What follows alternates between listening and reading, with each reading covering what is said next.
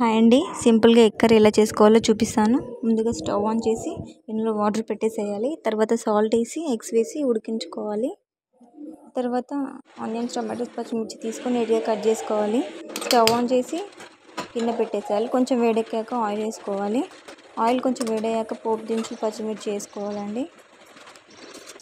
తర్వాత ఆనియన్స్ వేసుకోవాలి. ఆనియన్స్ కొంచెం వేగడానికి సాల్ట్ పడుతుంది, సో కొంచెం సాల్ట్ వేసుకోవాలి. ఆనియన్స్ కొంచెం వేగాక పసుపు వేసుకోవాలండి. తర్వాత పసుపు వేసుకున్నాక కొంచెం వేగినాక అల్లం పేస్ట్ వేసుకోవాలి. తర్వాత టొమాటోస్ వేసుకోవాలి. టొమాటోస్ కొంచెం కుక్ అయినాక కారం వేసుకొని నీళ్ళు పోసుకొని ఉడికించుకోవాలి. తర్వాత కొంచెం ధనియాల పొడి వేసుకోవాలండి. అది వేసుకుంటే టేస్ట్ చాలా బాగుంటుంది. తర్వాత ఉడికించుకున్న ఎగ్స్ తీసుకొని 4 సైడ్స్ కట్ చేసుకొని పక్కన పెట్టేసుకోవాలి. ఉడుకుతున్న కర్రీలో ఇవి ఎగ్స్ వేసుకొని ఉడికించుకోవాలి కొద్దిసేపు. అంతేనండి, చాలా బాగుంటుంది కర్రీ. ఖచ్చితంగా ట్రై చేయండి. ఎంతో